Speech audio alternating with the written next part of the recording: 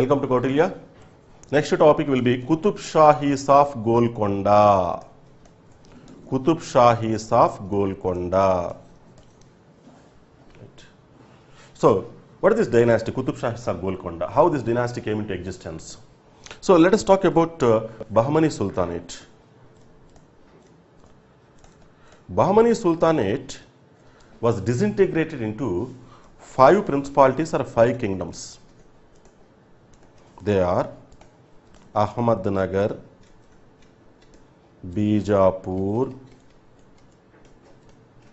Golkonda, Bidar, Berar. So, Bahmani Sultanate, Bahmani kingdom was divided into 5 kingdoms or 5 principalities: Ahmadnagar, Bijapur, Golkonda, Bidar, Berar. So, one of these kingdoms is Qutub Shahis of Golkonda. What is the background of the entire rule of Qutub Shahis of Golkonda? Here see, in the year 1323 AD, decline of Kakatiya kingdom was taken place. Decline of Kakatiyas.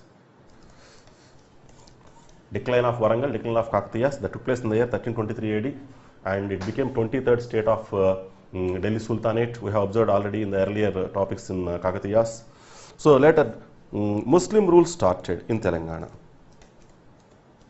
Muslim rule started in Telangana, followed by 1323 AD decline of Kakatiyas, and it was followed by Muslim rule. And Muslim rule, it continued for some time, but it faced so many debacles, or it faced so many obstacles in the form of Hindu restoration movement. The Hindu restoration movement was started by Musunuri Nayakas, and other kingdoms which joined with the Hindu restoration movement in South India. Reddy kingdom, Reddy rulers, like Vijayanagara rulers, Raycharla Padmanayakas.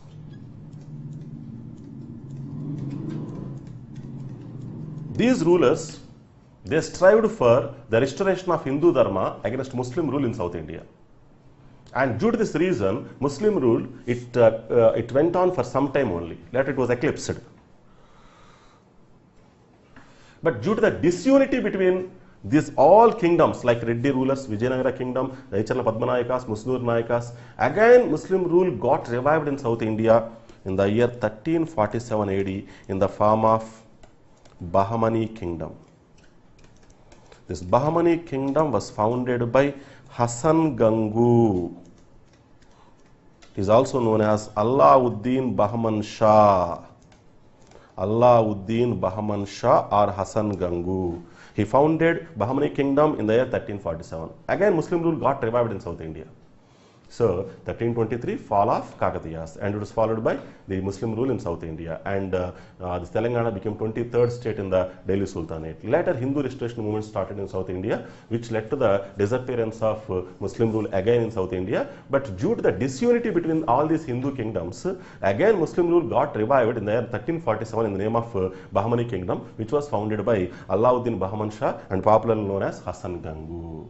This is the brief history that was taken place just before the onset of the Bahmani rulers, Bahmani rule. What happened later? Bahmani kingdom was disintegrated into 5 kingdoms. They are Ahmadnagar, Bijapur, Golkonda, Bidar, Berar. After Battle of Tallikota that took place in the year 1565 AD, Battle of Tallikota, it's called Battle of Tallikota. Battle of Tallikota. It's also called as Bannihatti. It's also called as Rakasi Tangadi or Rakshas Tangadi battle. This battle led to the decline of Vijayanagara to some extent. Battle of Tallikota, it gave almost all a death blow to the existence of Vijayanagara Empire.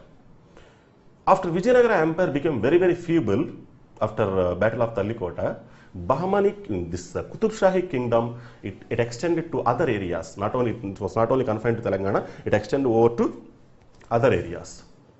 So this is the brief history as the background of the onset of the rule of Qutub Shahis.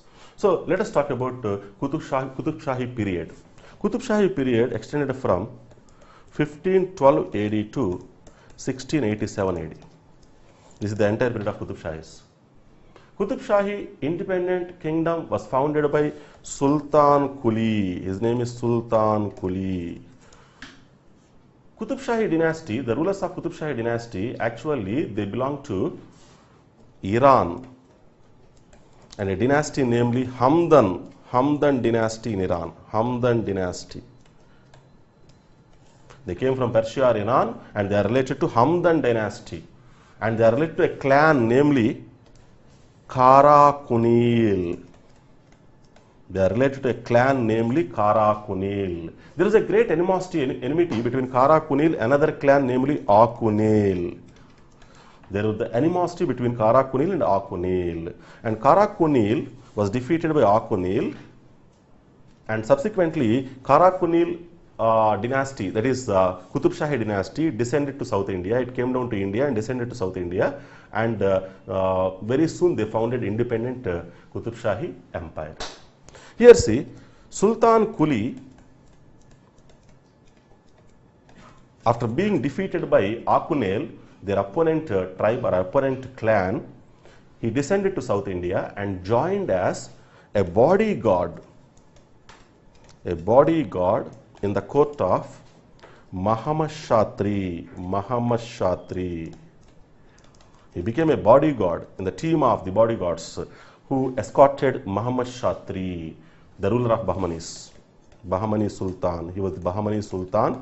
His name is Muhammad Shatri. So Sultan Kuli, after being defeated by Akunil, their opponent, their rivals in Persia, he came to South India and joined as a member of bodyguards in the court of Muhammad Shatri, a Bahmani Sultan.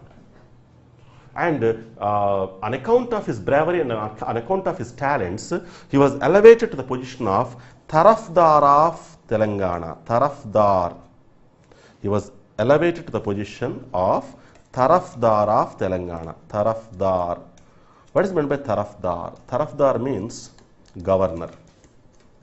In simple terminology, we can call him as governor.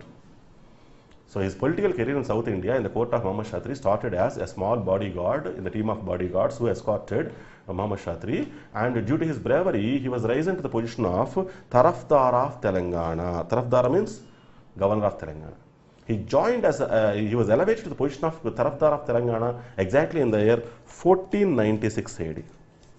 From 1496 AD to 1518 AD, he continued as Tarafdar of Telangana, as a provincial ruler. Tarafdar means provincial ruler or governor of Telangana. In the year 1518 AD, he accepted the independence and founded independent Golkonda kingdom. So independent Golkonda kingdom was founded by Sultan Kuli in the year 1518. From 1496 to 1518, he acted as provincial governor of or Tarafdar of Telangana. In the year 1518, he accepted the independence and founded independent Golkonda kingdom.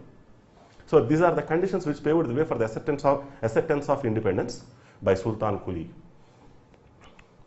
So let us sum up the rulers of Qutub Shahis. Sultan Kuli. Sultan Kuli ruled exactly from 1518 as an independent ruler, 1518 to 1543. Later, Jamshid ruled from 1543 to 1550, very brief period. Jamshid. Later, Ibrahim Kuli Qutub Shah. He ruled from 1550 to 1580. 1550 to 1580. Later, Muhammad Kuli Qutub Shah.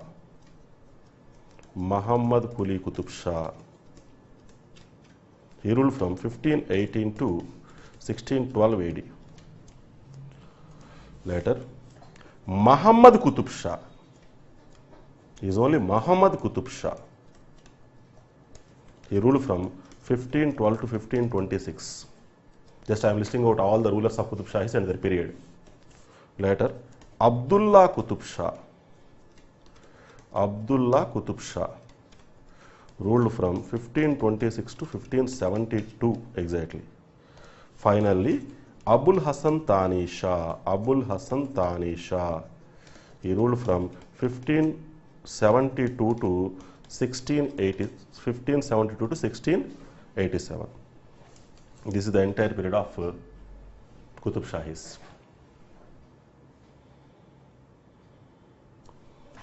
So first rule is Sultan Quli. Sultan Quli, he understood the ground reality in Telangana, and he mingled with the local people, and he elevated the local people to the highest levels in administration. And he he integrated with the local culture. That's why the local people called him as Bade Malik. Bade Malik. The local people called Sultan Quli as Bade Malik. Okay, and his kingdom was extended from Kohir in Medak district to Warangal. By the time he asserted the independence in the year 1518, whatever the kingdom that was under the control of Sultan Quli is from Kohir in Medak district to Warangal. From Warangal to east coast, this entire area was ruled by Sitapati Raju or Shitab Khan. He was one of the feudatories of subordinate rulers of Gajapatis of Kalinga. One of the feudatories of Gajapati. Gajapatis are the rulers of Kalinga. One of the subordinate rulers of Gajapatis of Kalinga, Shitab Khan or Sitapati Raju. Okay, he was the actual ruler of the territory from Warangal to east coast. In the year 1504, Sitapati Raju, he asserted the independence at Warangal. Okay, these are the conditions prevailing in Telangana by the time Sultan Quli asserted the independence. Here see, Sultan Quli, he defeated Shitab Khan or Sitapati Raju and occupied many areas like Panagal, Kovelkonda, okay, Devarakonda. These areas were occupied by Sultan Quli after defeating Shitab Khan or Sitapati Raju. After the death of Sri Krishna Deva Raya, the greatest Vijayanagara ruler, in the year 1529, after the death of Sri Krishna Deva Raya, okay, he expanded his territory. Sultan Quli, he expanded his territory. Right. So he was at the age of more than 90 years. At that time, one of his sons, namely Jamshid, he killed his father Sultan Quli and ascended the throne. So later, next ruler is Yar Quli Jamshid.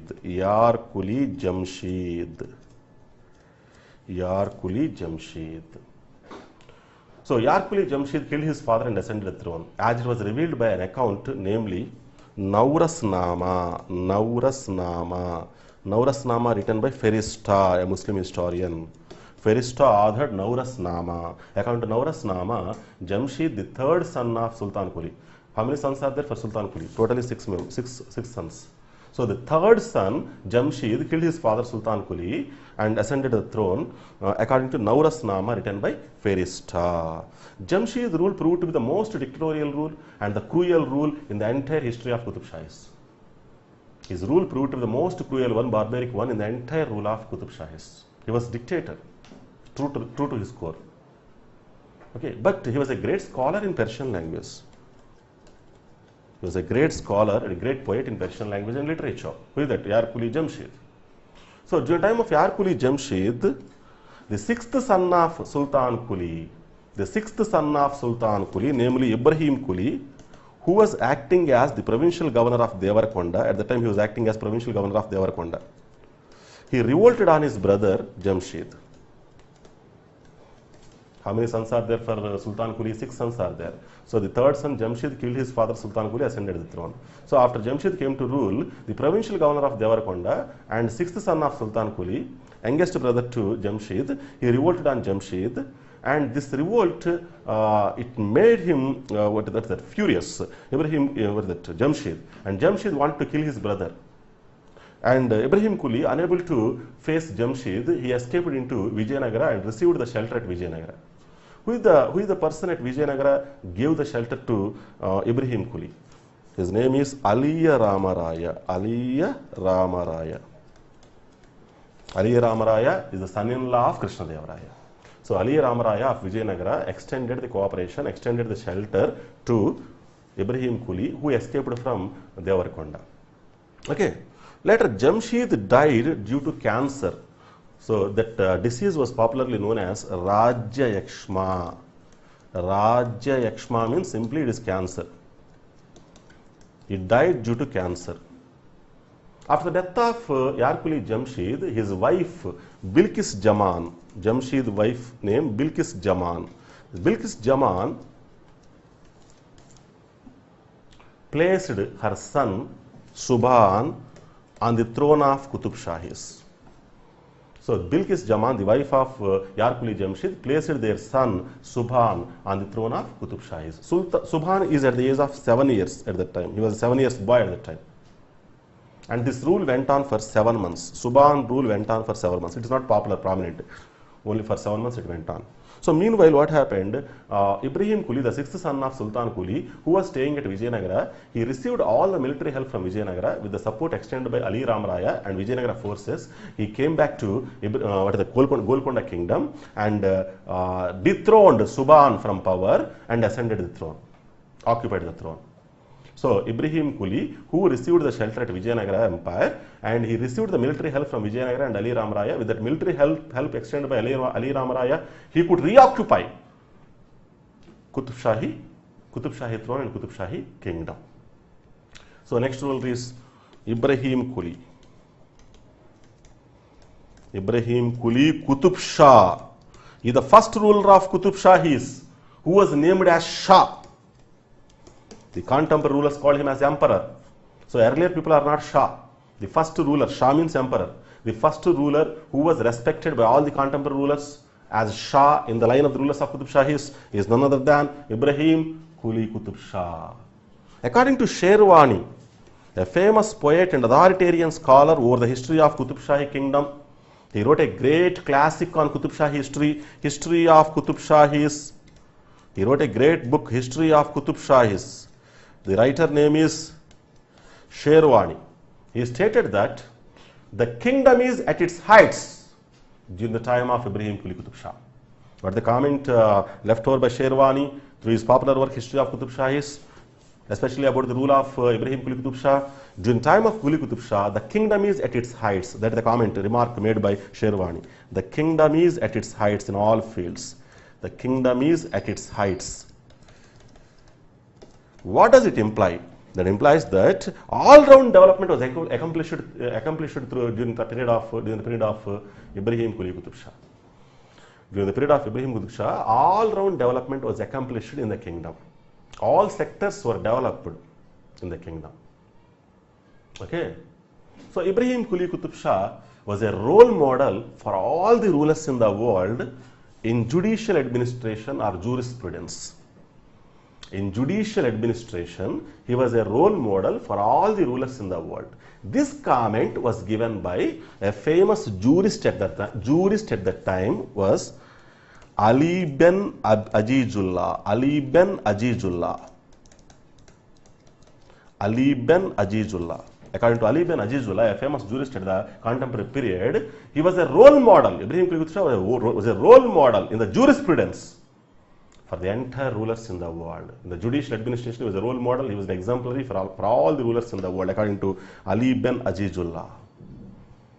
And law and order was also maintained in the proper manner during the time of Ibrahim Quli Qutub Shah. What happened politically during the time of Ibrahim Quli Qutub Shah? What are the measures taken by Ibrahim Quli Qutub Shah in order to have the dominance in South Indian history? Here what happened? Ibrahim Quli Qutub Shah played very important role, key role in organizing all sultans in Deccan. Here see so many sultans are there in Deccan. Ahmadnagar Sultan, Bijapur Sultan, and Golkonda, we are talking about Golkonda Sultan, Bidar, Birar. There was no unity between these sultans. On account of this disunity only, Vijayanagara Empire is gradually expanding. So, Ibrahim Quli Qutub Shah, he became an organizer. He unified all these elements, Muslim sultans in Deccan. So, in that way, he was responsible for the defeat of Ali Ram Raya in the popular battle, in the very famous battle, in the very decisive battle in South Indian history, namely Battle of Tallikota. What is very interesting point here, Ali Ram Raya gave the shelter to Ibrahim Quli Qutub Shah. But Ibrahim Quli Qutub Shah organized a confederacy of South Indian sultans against Ali Ram Raya and was responsible for the death of Ali Ram Raya and was responsible for the decline of Vijayanagara in the Battle of Talikota that took place in the year 1565. Why Sultan Ibrahim Quli Qutub Shah became detrimental to the interests of Vijayanagara Empire? He received the shelter from Vijayanagara, even for the reoccupation of his throne. He was given the shelter at Vijayanagara for 7 years exactly. After he made a serious revolt on his brother, Yarkuli Jamshid, he escaped from Devarkonda and he received the shelter for 7 years at Vijayanagara. He not only received the shelter at Vijayanagara, he received the military help from Vijayanagara, especially from Ali Ram Raya, and he reoccupied his throne. So all along the way, Vijayanagara helped him in his political career.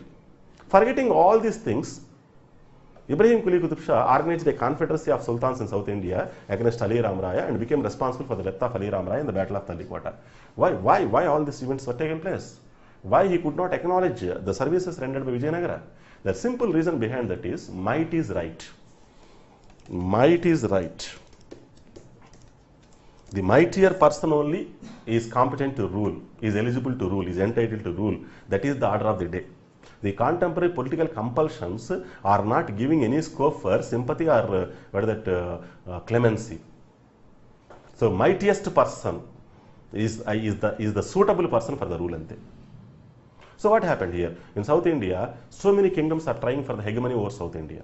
Like Ahmadnagar Sultan, Bijapur Sultan, Golkonda Sultan. They are all contesting for the sovereignty over South India. And Vijayanagara also equally. They are all the players for the sovereignty over South India. So here in this contest, the befitting person and the suitable person, okay, so in order to win over the entire South India, the strategic measures are to be taken up by any sultan or any ruler. So under this circumstance only, he felt it wise to have the confederacy of sultans and to defeat Vijayanagara and to rise his prominence in South Indian politics. Right. After Battle of Talikota, gradually expanded his popularity in South India, gradually expanded his influence over the territories in South India. He occupied Rajamahendravaram. What is Rajamahendravaram? Rajamandri, later Kondaveedu, later Vinukonda. All these areas were occupied by Ibrahim Quli Qutub Shah soon after Battle of Talikota. Right. So he built many constructions in Golkonda kingdom. For example, let us talk about Golkonda fort. Golkonda, earlier to Qutub Shahis, Golkonda was called as Mangaladri or Mangalaram. Some fortification is there even by the time of Kakatiyas. Some mud fortification is there even during the time of Kakatiyas. So this was well fortified from the time of Ibrahim Quli Qutub Shah. Well fortified from the time of Sultan Quli actually. Sultan Quli. And this fortification of Golkonda was completed by the time of Ibrahim Quli. That is correct. So the fortification of Golkonda in the proper manner was taken place for around 62 years. Fortification of Golkonda was taken place for how many years? 62 years. That started exactly from 1518, as and when Sultan Quli accepted the independence in Deccan. It continued up to 1580 by the time of Ibrahim Quli Qutub Shah. So who completed perfectly the fortification of Golkonda means Ibrahim Quli Qutub Shah. Who started fortifying Golkonda means Sultan Quli Qutub Shah. Sultan Quli called Golkonda area as Muhammad Nagar. Sultan Quli called Golkonda area as Muhammad Nagar. Whereas Ibrahim Quli called Golkonda area as Bhagirathpuram. Bhagirathpuram. Why he called it as Bhagirathpuram or Bhagirath Nagaram? Bhagirathi is the wife of a Hindu woman, is the wife of Ibrahim Quli Qutub Shah. He married a Hindu woman, namely Bhagirathi, after whose name Golkonda Rajya is considered as Bhagirathpuram. So who called Golkonda as Muhammad Nagar? Sultan Quli, first man. Who called Golkonda Rajya as Bhagirathpuram after the name of his wife Ibrahim Quli Qutub Shah? Answer. Right. Ibrahim Quli Qutub Shah built so many things in Golkonda Rajya. What are they? Ibrahim Patnam tank, Ibrahim Bagh,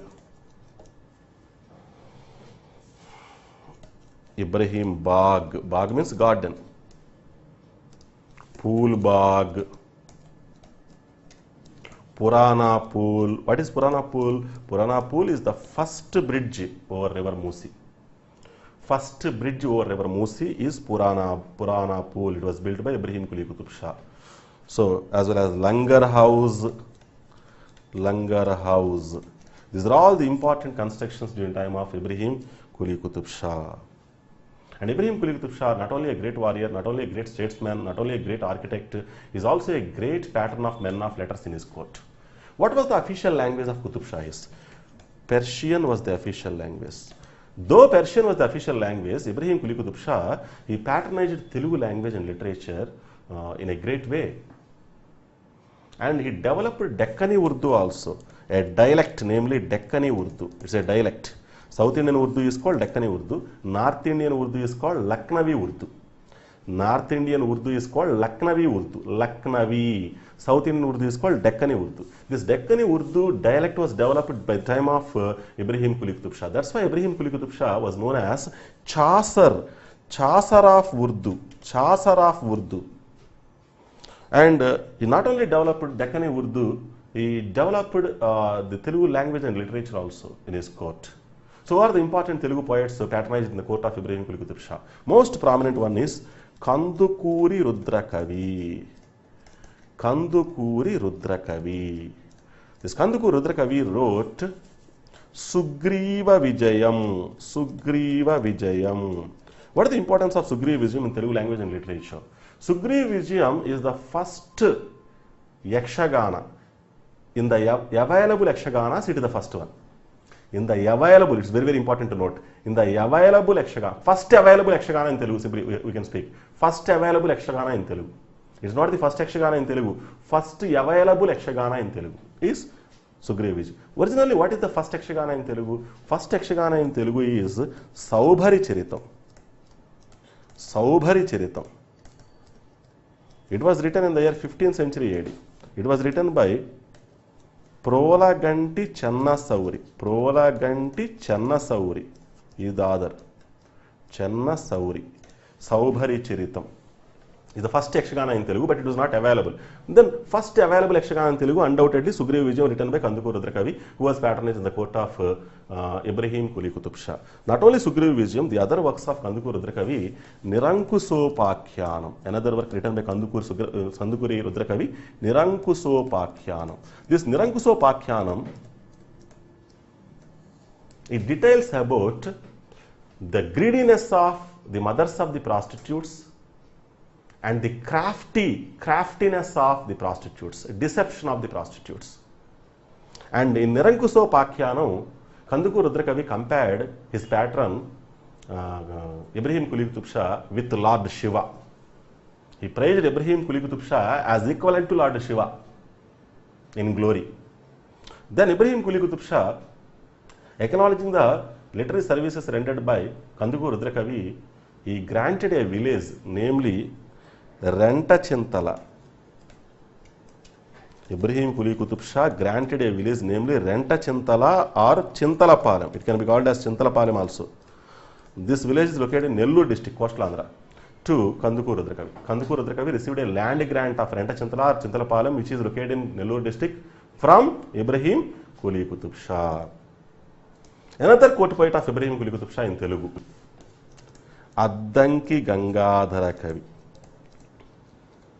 Addanki Gangadhara Kavi.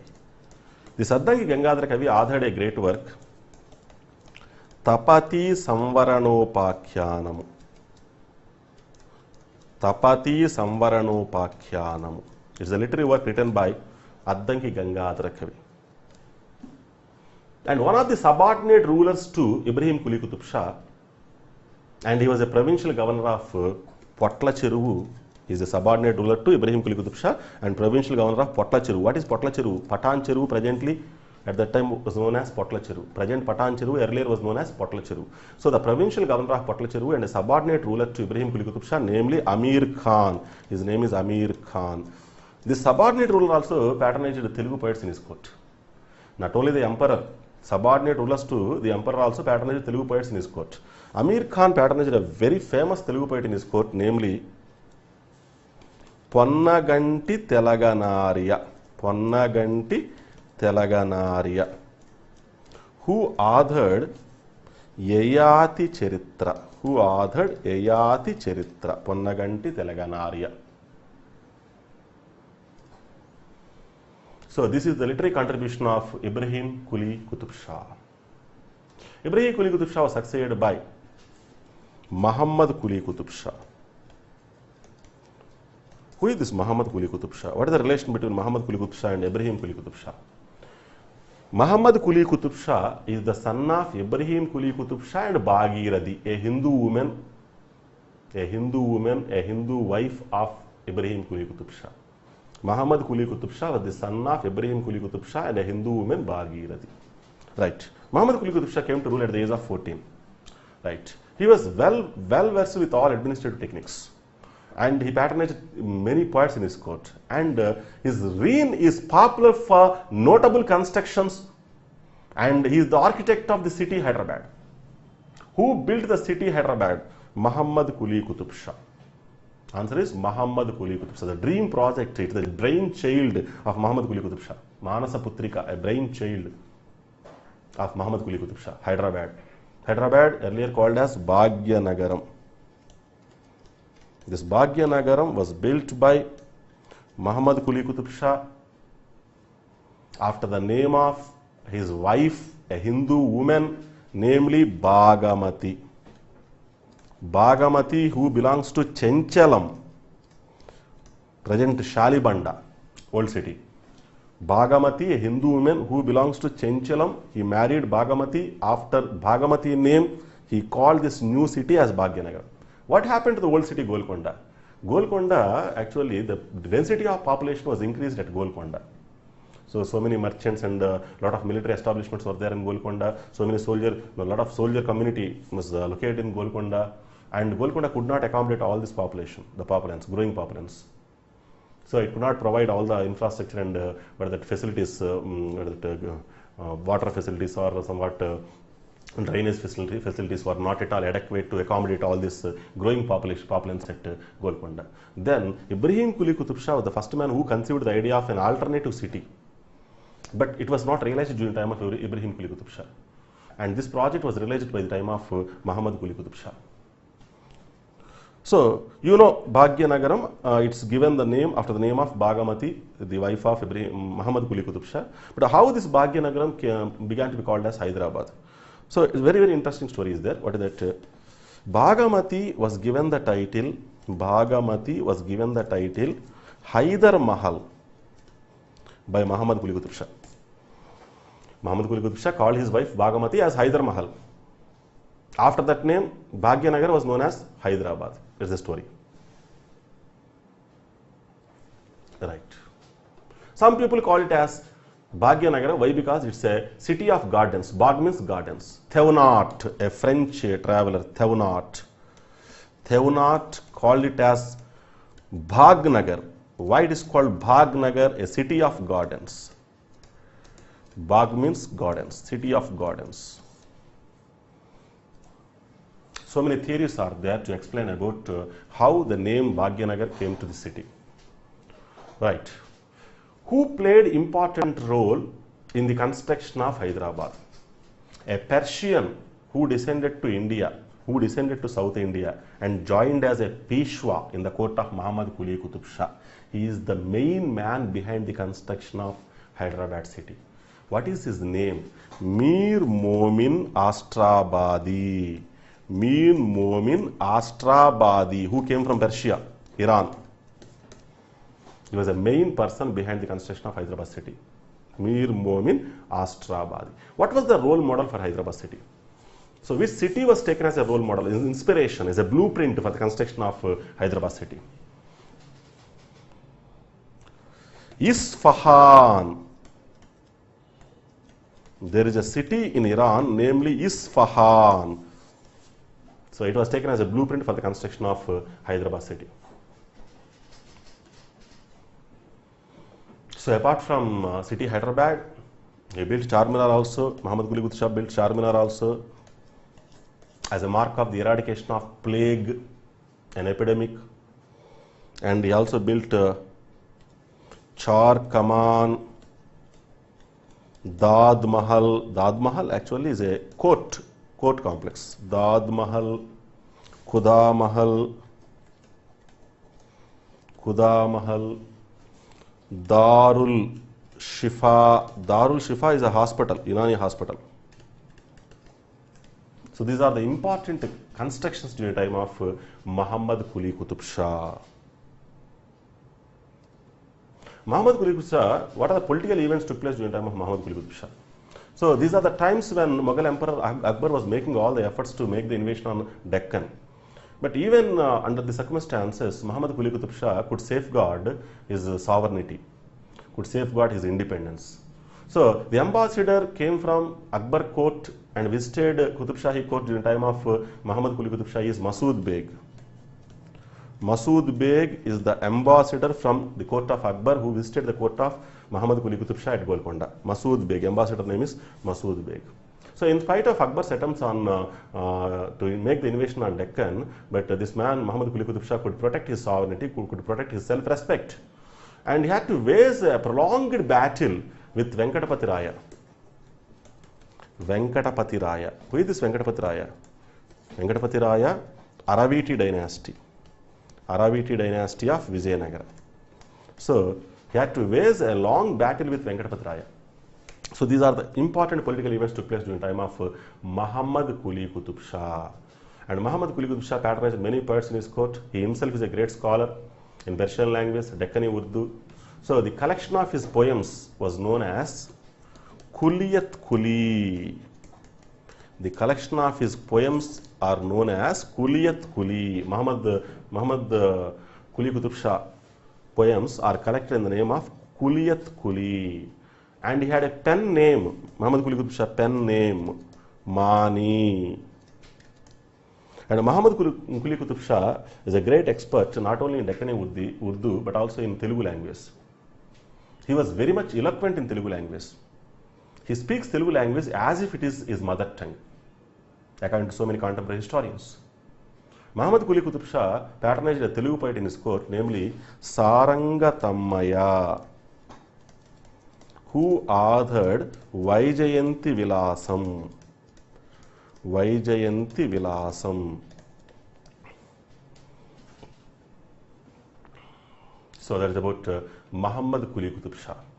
Muhammad Quli Qutub Shah was succeeded by Muhammad Qutub Shah.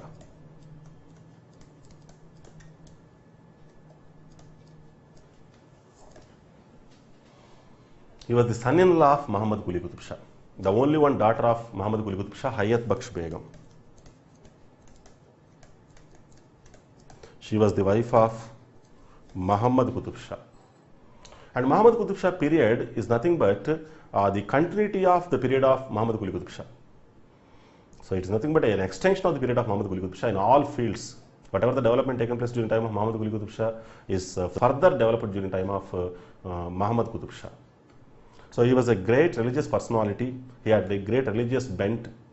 So he used to engage always himself with in religious deliberations with all religious pandits and religious ulemas. And he had a great spiritual bent, Muhammad Qutub Shah. And the question may be asked like this, that who is the ruler of Qutub Shahis who died while chanting Quranic slogans, Quranic scriptures? The answer is Muhammad Qutub Shah. The last moments of his life also were spent in reciting Quranic verses. So the ruler of Qutub Shahis who died while reciting Quranic verses, and even at the last hours also he used to recite Quranic verses. That personality is Muhammad Qutub Shah, religious personality, deeply religious minded personality, right? So Muhammad Qutub Shah, during the time of Muhammad Qutub Shah, Dutch and English, they established their centers in East Coast. And Persian and Urdu language were developed during the time of Muhammad Qutub Shah. So, a great work, Risala Migdariya. It was written by Mir Momin. This work is on weights and measurements, legal metrology. Risala Migdariya, legal metrology. It was written by Mir Momin during the time of Muhammad Qutub Shah. And during the time of Muhammad Qutub Shah, the foundation for Makkah Masjid was laid down. Who started the construction of Makkah Masjid? Very, very famous masjid related to Hyderabad, Makkah Masjid. Makkah Masjid construction was started from the time of Muhammad Qutub Shah. Exactly, it started in the year 1617. And the construction was completed by, Makkah Masjid construction was completed by Aurangzeb, Mughal Emperor, in the year 1694. Totally 77 years period was taken place for the construction of a great mosque, historical mosque, Makkah Masjid. So, the ruler of Qutub Shahis who started and laid the foundation for the construction of Makkah Masjid, the famous masjid in Hyderabad, is Muhammad Qutub Shah, and the person who completed the construction of Makkah Masjid is Aurangzeb. The year of the starting the construction was 1617, the year of the completion was 1694, and the total period is 77 years. Why that masjid is called as Makkah Masjid? What is the rationale behind the name, reason for naming it as Makkah Masjid? Some people believe that some sand was taken from Makkah and it was mixed up with local sand and was used as a material for the construction of Makkah Masjid. That is one reason. Another reason is there, how the prayers were conducted regularly at Makkah. Similarly, regularly the prayers were conducted at Makkah Masjid in Hyderabad. This resemblance made the people to call it as Makkah Masjid. These are two reasons for naming it as Makkah Masjid. Okay. And Khairatabad Mosque was also built by Muhammad Qutub Shah. Khairatabad Mosque completely was built by Muhammad Qutub Shah. Muhammad Qutub Shah was succeeded by his son Abdullah Qutub Shah. Abdullah Qutub Shah. He came to rule at the age of 12 years. When he was 12 years boy, he had come to rule. So since he was a boy, he doesn't have any expertise in administration. His mother, Hayat Baksh Begum, who was well versatile in administrative techniques, virtually ruled the kingdom in the name of her son Abdullah Qutub Shah. Abdullah Qutub Shah, he grew up into an epicurus man, a luxurious personality who whiled away the moments in luxurious elements. He did not focus more on the administrative techniques and administrative things. He could not reorganize the administration. That is one of his failures in his personality. So that's why the decline of Qutub Shahis, it started from the time of Abdullah Qutub Shah. We can call it as the decline was started for Qutub Shahis from the time of Abdullah Qutub Shah because of so many personal flaws and personal defects. However, Hayat Baksh Begum had taken so many measures for rectifying the administrative errors, but the feeble personality of Abdullah Qutub Shah made the things worse. Right. During the time of Abdullah Qutub Shah, what happened? What are the important political events? In the year 1636 AD, Mughal Emperor Shah Jahan, he invaded Deccan and defeated Abdullah Qutub Shah and made Golkonda kingdom as one of the feudatory kingdoms to Mughal Empire. And Abdullah Qutub Shah then he agreed to pay 2.5 lakhs per annum. Okay, and he agreed to mention the name of Mughal Emperor in the prayer on every Friday. The tradition of Shias, these people are Shias, Qutub Shahis, earlier was mentioning the name of Emperor of Persia in Friday prayers. And now under this agreement, the Persian Emperor name was replaced by Mughal Emperor in the prayers on Friday. These two important conditions were made under the agreement that took place between Shah Jahan and Abdullah Qutub Shah in the year 1636 AD. Later, Abdullah Qutub Shah focused on consolidation of his position in Carnatic area. So in Carnatic area, so many revolts were taken place. For rectifying all these unpleasant things, he sent his Mir Jumla. Mir Jumla means finance minister, revenue minister. Mir Jumla, his name is Muhammad Sayyid. Muhammad Sayyid. He was sent by Abdullah Qutub Shah to set the things right at Carnatic area.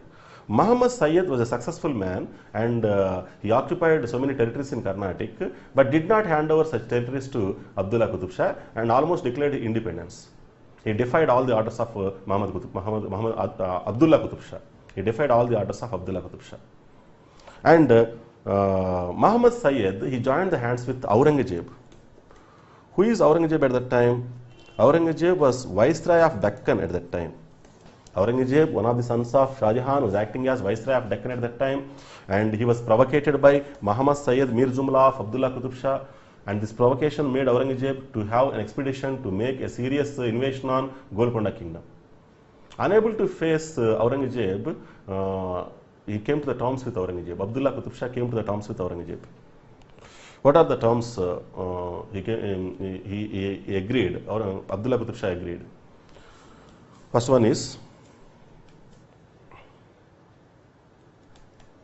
1 crore has to be given to Aurangzeb. Another thing is the daughter of Abdullah Qutub Shah has to be given in marriage to one of the sons of Aurangzeb, namely Muhammad Sultan.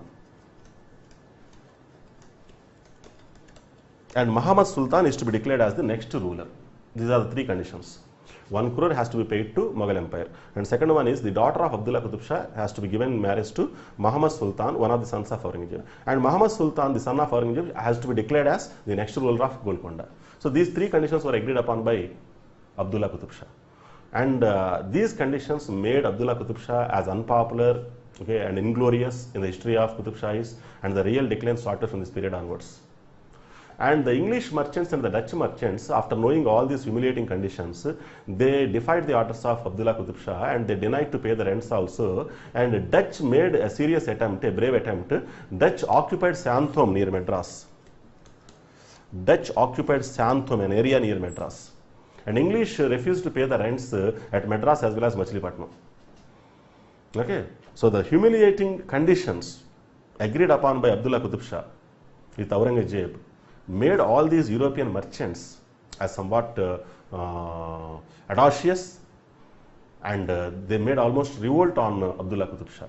So as a matter of fact, Abdullah Qutub Shah in the year 1636, he granted Golden Farmana to East India Company, English East India Company. What is this Golden Farmana? Right to have the trading rights. 1636 AD, Golden Farmanas were given to English East India Company by Abdullah Qutub Shah. But forgetful of all these services rendered by Qutub Shahi kingdom, these people defied, English East India Company defied the orders of Abdullah Qutub Shah and denied to pay the rents from Machilipatnam and Madras. To set all these things properly, Abdullah Qutub Shah sent an able commander, namely Raja Kuli Nekram Khan. Raja Kuli Nekram Khan, one of the commanders of Abdullah Qutub Shah, was sent to teach the lesson to all these rebels, European companies. Raja Kuli Nekram Khan, with great bravery, could suppress all these revolts and made English East India Company to pay regularly the rents from Madras and Machilipatnam. This is about the history of Abdullah Qutub Shah. After Abdullah Qutub Shah, Abul Hasan Thani Shah came to rule.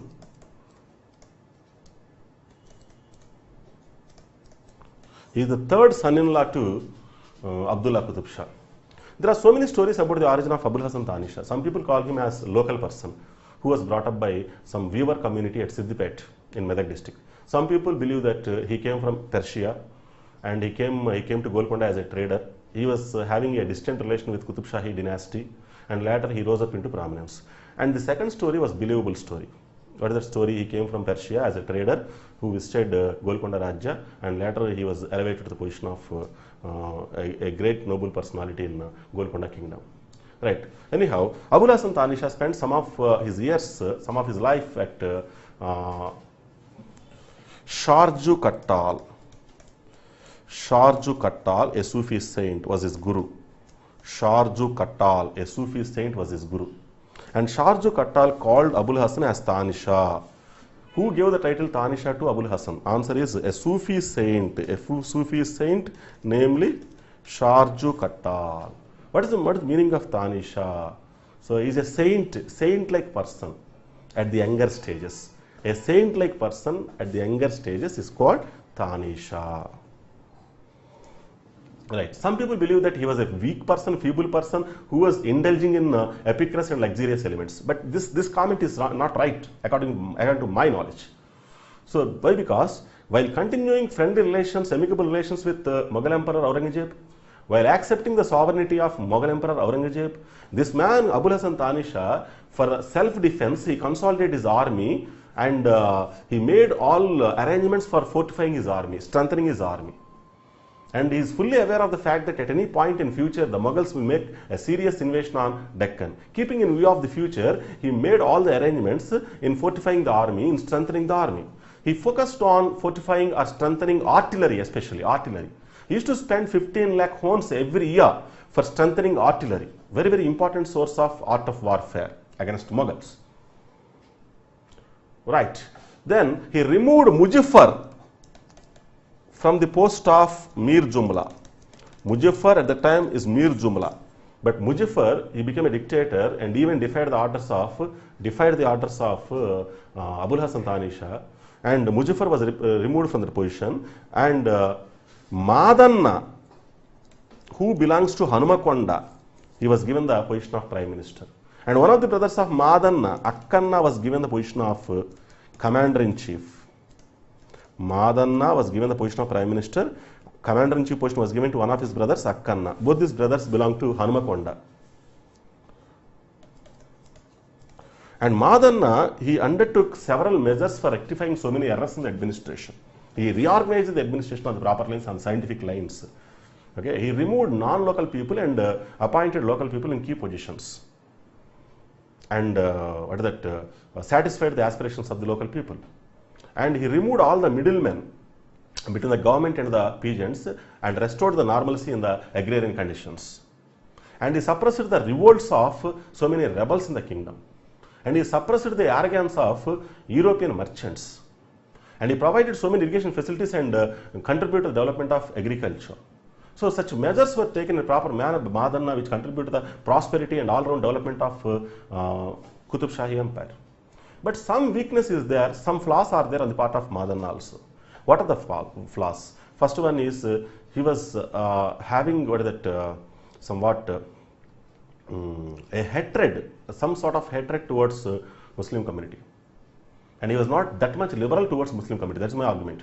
He was not that much liberal towards Muslim community, especially towards foreign Muslims. He was more lenient to Hindus. And his nepotism and favoritism also very, very serious flaws. He appointed almost all his relatives in the key positions. For instance, Akkanna, he was appointed as Commander-in-Chief.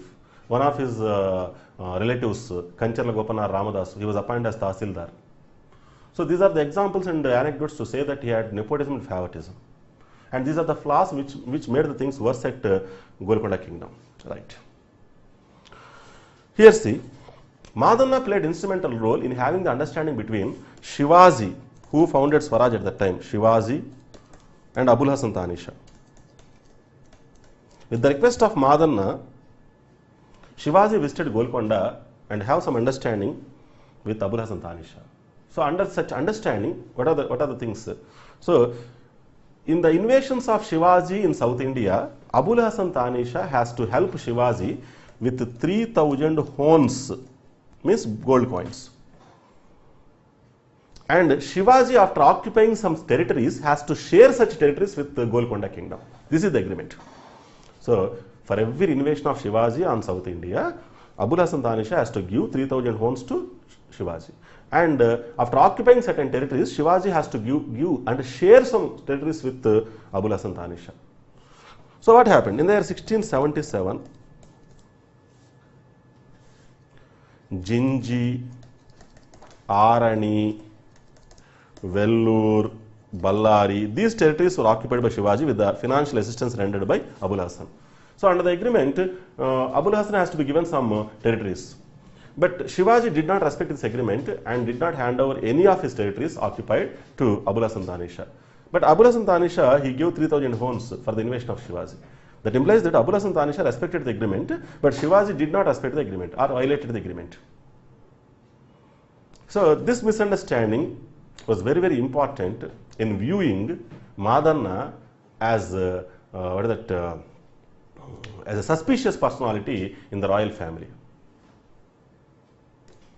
Right. So later what happened? In the year 1685, one of the sons of Aurangzeb, namely Shah Alam, he made a serious incursion into Deccan, especially on Golkonda kingdom, due to the treachery of some of the commanders, deception of some of the commanders of Abul Hasan Tanisha. Abul Hasan Tanisha lost this battle and Shah Alam got the victory, and Shah Alam imposes so many conditions on Abul Hasan Tanisha. What are the conditions? 4 conditions are there. First condition is 1 crore has to be given as war indemnity compensation. 1 crore has to be given as war indemnity to Mughals. And second condition is 2 lakhs per annum has to be paid as tribute. And third condition is the territories like Malkhed and Sedam has to be given to Mughal Empire. And fourth one is very, very crucial. Akkanna and Madanna are to be removed from their positions. So these are the 4 conditions put forward by Shah Alam to Abul Hasan Tanisha. He agreed to observe all these conditions, but he implemented only 3 conditions, first 3 conditions. What are 3 conditions? 1 crore was given as war indemnity to Mughals, and second one is every year 2 lakhs, and third one Malkhed, Sedam, the territories were given away to Mughal Empire. But Akkanna, Madanna were not removed from their positions.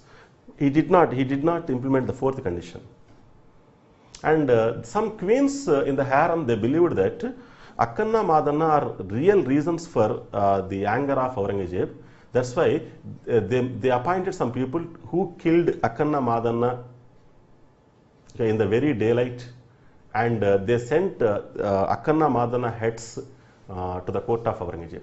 Even though Aurangzeb did not satisfy all these with all these measures. The real reason behind the invasion on Golkonda by Aurangzeb is not Akkanna, Madanna, not Shia faith.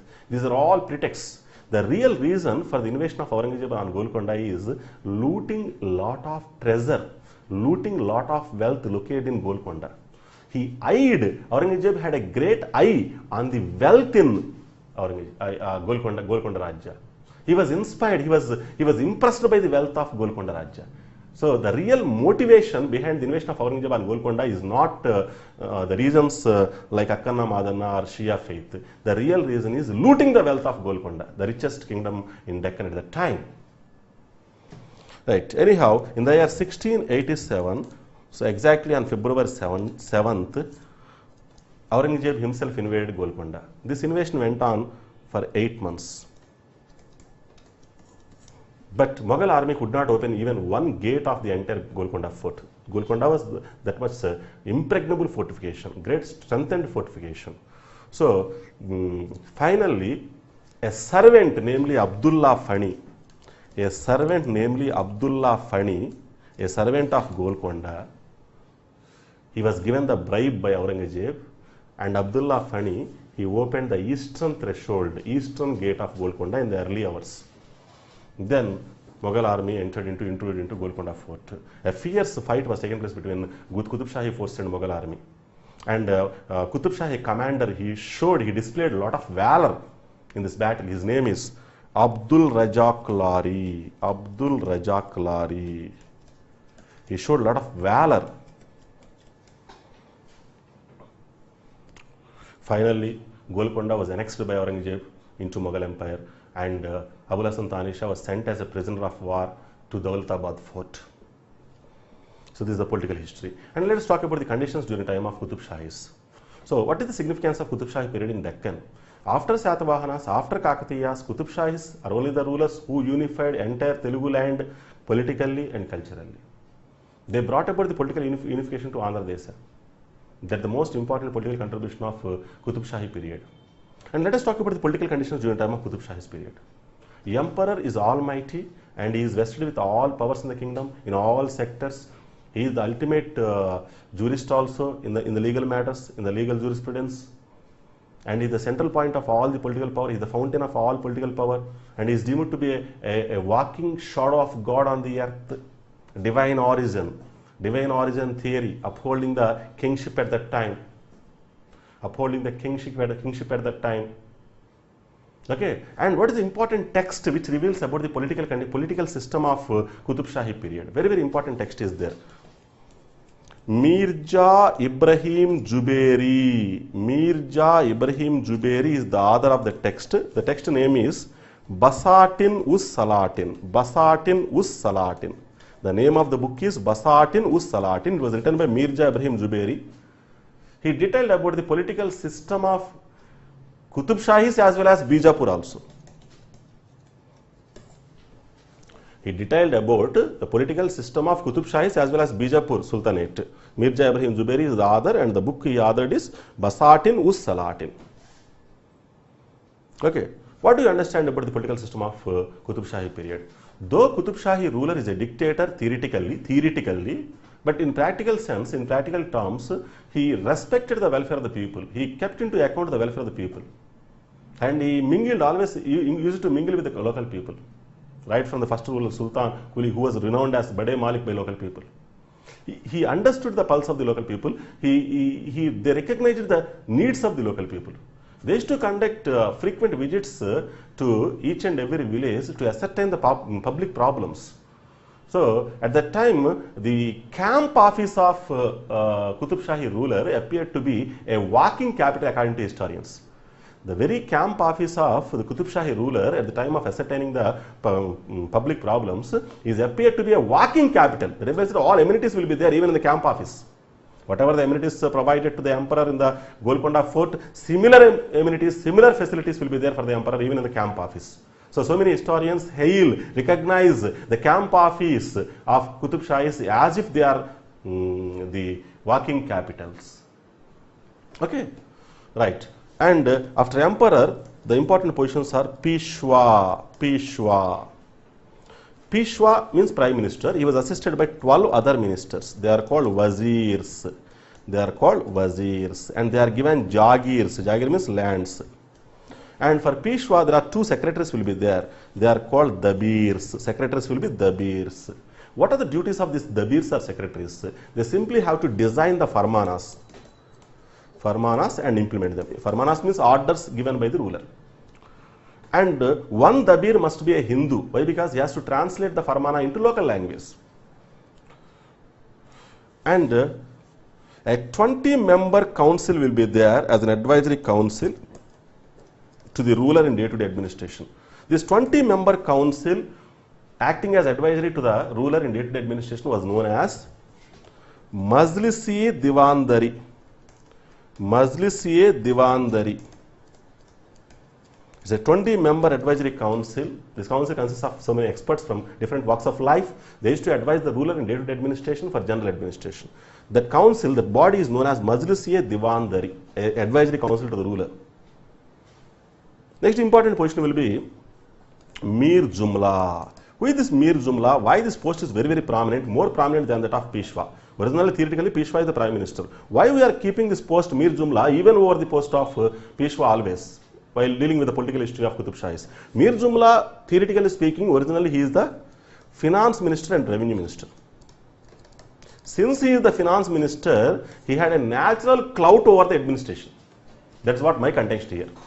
Since he is the finance minister, he had financial powers, he had a natural clout and authority over other wings of the administration. He dominated the other wings of administration. Very soon it emerged as, this position emerged as a position even superior to prime minister.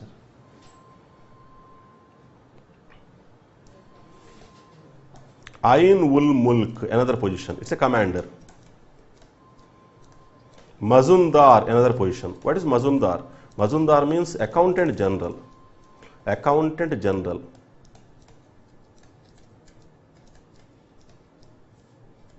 Kotwal. Kotwal means police commissioner, police chief. These are the important posts in the administration at the central level.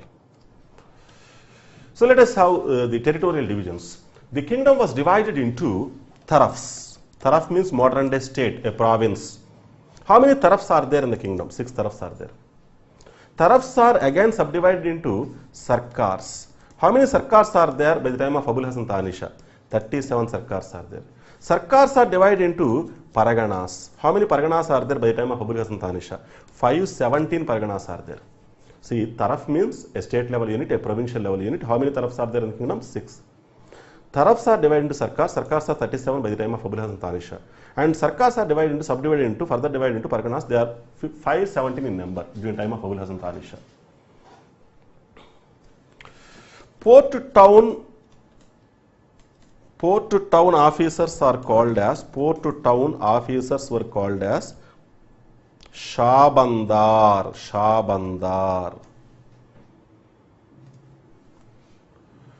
The central point of revenue collection. The central point of revenue collection is none other than Sarkar, like district level Sarkar. It is a center for revenue collection. Revenue collection authority is given away to Mustajirs. Revenue collection authority was given away to Mustajirs in the open bidding system. Mustajirs, most of the Mustajirs are Hindus and most of them are Brahmins and Vaishyas.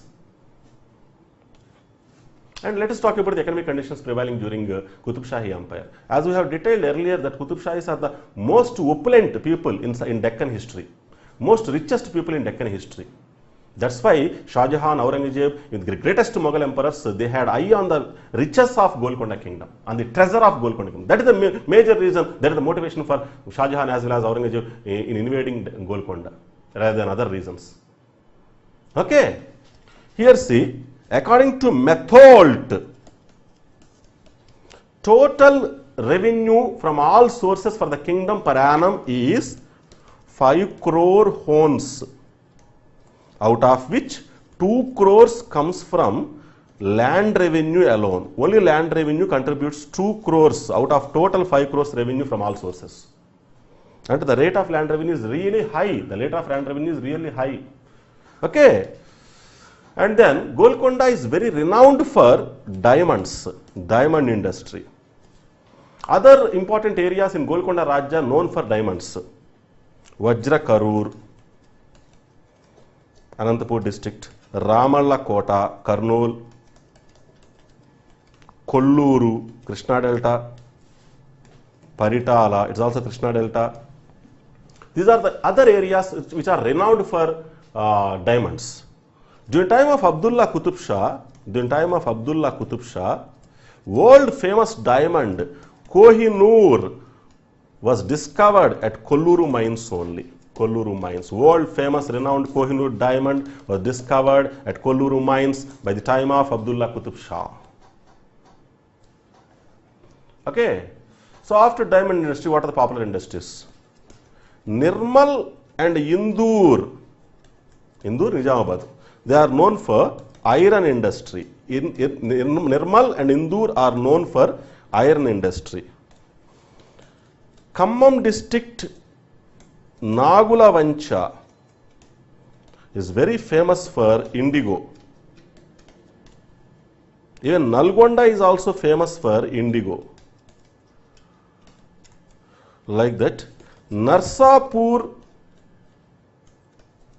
Machilipatnam, very famous for shipbuilding industry.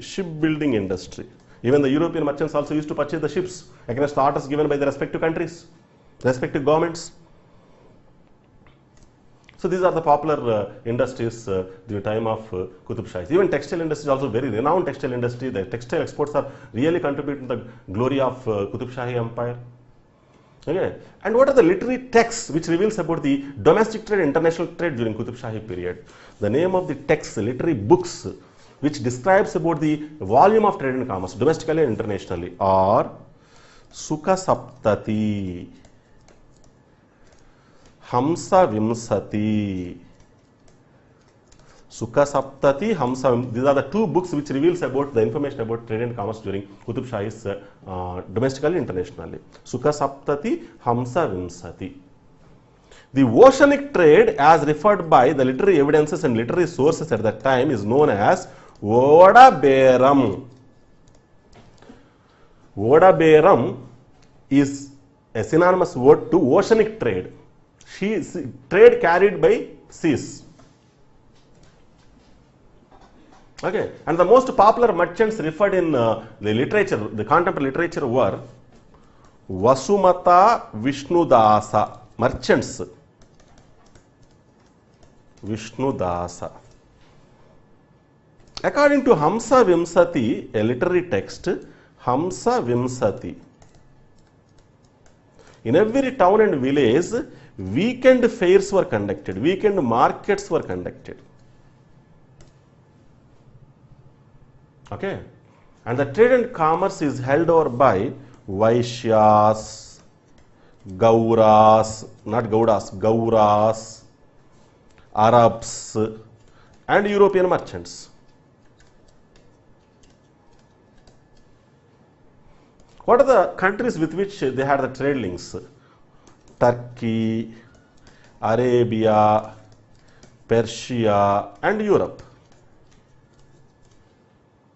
The European merchants, after visiting Golkonda, after realizing the great riches of Golkonda, rated Golkonda equivalent to Egypt and called it as Second Egypt. Golkonda Rajya was called as Second Egypt in industrial development. And some historians called it as Orleans, a European city very famous for industrial development. Okay. So these are the important events related to economic conditions. And moreover, hone, it is a gold coin. The other currencies are Phanam, Khas, Tar, etc. And coming to social and religious conditions during Qutub Shahi's period. Varna system was there. It was deeply entrenched. Caste system was deeply entrenched in Hindu society. Most of the population are Hindus. Varna system was there, deeply entrenched, established in Hindu society. But Varna Dharma was not strictly followed. That's my argument. If Varna Dharma is strictly followed, Brahmins should carry only Vedic ritualism and priestly work. And Vaishya should carry out only trade and commerce. Kshatriya should carry out only defense of the country. And Shudras, they should carry out only agricultural activities. But some Brahmins even engaged in agriculture. That implies that Varna Dharma is not scrupulously followed. Varna Dharma is not strictly followed. And violation of Varna Dharma is taking place at all levels. That is what my argument. Varna system is deeply entrenched in society, but the rules of Varna system are not scrupulously followed. So some Brahmins acted as tax collectors also. I told you already, mustajirs. And like that, Vaishyas, some of them, they are carrying out trade and commerce, and some of them engage in agriculture also. It is also the violation of Varna Dharma. And some of them acting as tax collectors. And Shudras earlier depended upon only agrarian activity. Now they were elevated to the high status in society and occupied and held important political positions also. And some of them, like Velamas, Reddis, and Kammas, they held the positions like Mirasidars, Jagirdars, and landlords, like that. And what about the society? And what about the family? Patriarchal family. Father is the head of the family. Patriarchal family, mainly, father is the head of the family. And so many social evils were there, as they were evident in the earlier period in Indian history and South Indian history also, like child marriages. Practice of sati was also evident, like polygamy, prostitution. These are all the social evils continued even during time of Qutub Shahis. And Qutub Shahis, they tried their level best in controlling a social evil, namely practice of sati. They tried to control this social evil, practice of sati, but they were not completely successful. Okay, and then coming to religion. So in Hindu religion, there are so many sectarian elements, so many groups are there. Vaishnavism, Shaivism, Smarta. What is this Smarta? Smarta people, they worship Vishnu and Shiva. They worship both Vishnu and Shiva. It is a secular way of practice. All these groups are evident in Indian society, Hindu society in South India. Here see, though Qutub Shahis are from Persia and though they are related to Shia faith, they are Muslims, but they used to mingle with local people, they used to respect the local culture. Actually, Shias are known for the liberal attitude. They are very much liberal, they are not fundamentalist. like Sunnis. Shias are very liberal people. They used to mingle with the local culture. They used to respect with the local culture. They believe in the symbiosis. They believe in the coexistence. So these people respected the local culture, mingled with the local culture, and were respected even by the local people. And you know the general practice of Muslim rulers in India, be it north or south, so they used to contribute so many donations to mosques, madrasas, etc. And these people also contributed not only to mosques and madrasas, but also to Hindu temples. That is what the remarkable element. Hindu temples. Best example is Abul Hasan Thani Shah. Abul Hasan Thani Shah, he gave Bhadrachalam, Shankaragiri, Palvancha to Bhadradri Rama temple. To Bhadradri Rama temple, Bhadrachalam, Shankaragiri, Palvancha lands were given away by Abul Hasan Thani Shah. That means, though he is a Muslim, he contributed to the Hindu temples. He donated to the Hindu temples. That shows the secular outlook of Qutub Shahis. That shows their commitment to the coexistence and symbiosis, social life, social harmony, and social peace and prosperity. So, these are the important religious events. For instance, so many Hindu traditions made the inroads into Muslim traditions. For instance, Mangana. There was no Mangana or engagement tradition. Before marriage, engagement is a tradition. That is the tradition in Hinduism, not in Islam. But the Hindu tradition gradually entered into Islam, and Mangana, it is known as Mangana engagement. And Satvasa, it was not there originally in Islam. Satvasa. Satvasa means Simantam, in Telugu Simantam. It is a Hindu practice and gradually entered into Islamic practices. Like that Julwa. It is also not evident originally in Islam. It was a Hindu practice made the inroads into Islam. What is Julwa? Julwa means looking at the face of bride in a mirror. Bridegroom looking at the face of bride in the mirror. This practice is called Julwa. Originally, this practice is there in Hindu tradition, gradually entered into Islam. So, the contact between Hindu and Islamic cultures, they produced a mixed culture or composite culture. That is called Indo-Islamic culture. And Hindus in large number used to visit dargahs, Muslim places of worship. And Muslims in large number used to visit Hindu holy lands like Tirupati Konda. So that's why Alivelu Mangamma is known as Bibi Nancharamma. Alivelu Mangamma is known as Bibi Nancharamma. These are the examples for the contact between Hindu and Islamic culture, how the composite culture was evolved in Deccan culture. And let us talk about the literature during Qutub Shahi period. Though their official language is Persian, they developed Deccani Urdu as a dialect and they contribute to the development of fluorescence of Telugu language and literature. The first Telugu poet related to this age is Cherigonda Dharmana. Cherigonda Dharmana. Cherigonda Dharmana. He is related to Cherigonda Seema. What is meant by Cherigonda Seema at that time? Today Mahabubnagar area is called Cherigonda Seema. This Cherigonda Dharmana, even before Alasani Peddana, he gave lot of priority to description. He gave lot of priority to descriptive element while writing. So many people believe that Alasani Peddana is Prabandha Pitamaha. Prabandha means it's a literary, it's a literature which gives lot of prominence to description. Astadasya Varnana. But even before the period of Alasani Peddana, even before the period of Pingali Surana, Cherigonda Dharmana of Telangana gave priority to description. So many descriptions are there in the literary works of Cherigonda Dharmana, like Veta Varnana. Varnana means description. Rutu Varnana, description of the seasons. Rutu Varnana. Naika Varnana. Naika means heroine. So many descriptions are there in the literary works of Cherigonda Dharmana, and he was a guide for Prabandha literature. We can call him as a guide for Prabandha literature, a guidance for Prabandha literature. What is the literary work, prominent literary work written by Cherigonda Dharmana? It is called Chitra Bharatam.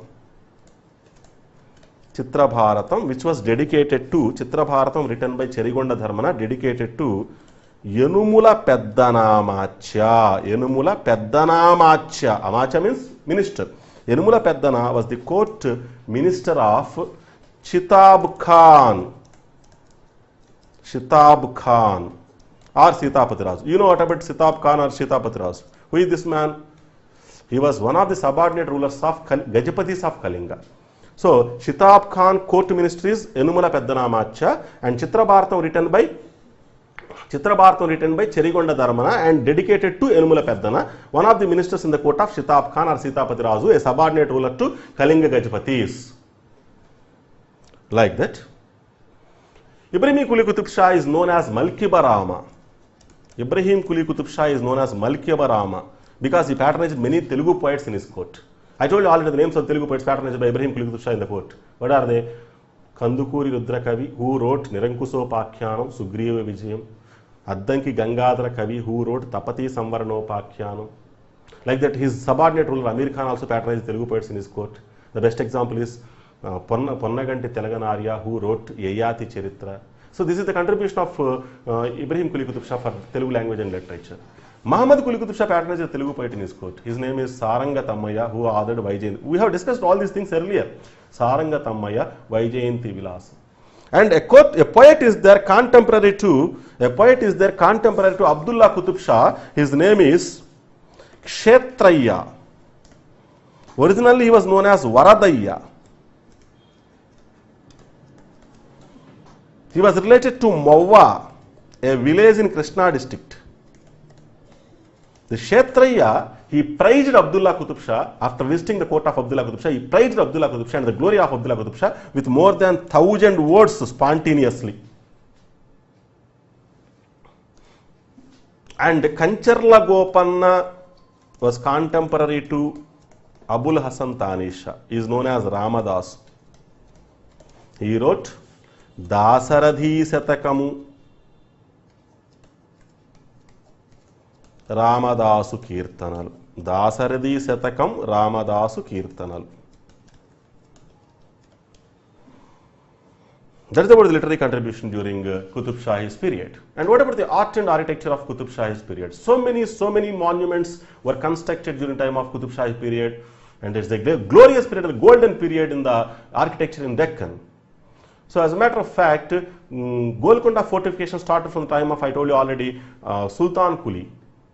The fortification started from the time of Sultan Kuli and completed by the time of Ibrahim Kuli, and it has taken around 62 years for the completion, started from the year 1518 to 1580. And at Golkonda Fort, two Minar Masjid is there. Two Minar Masjid construction started by Sultan Kuli.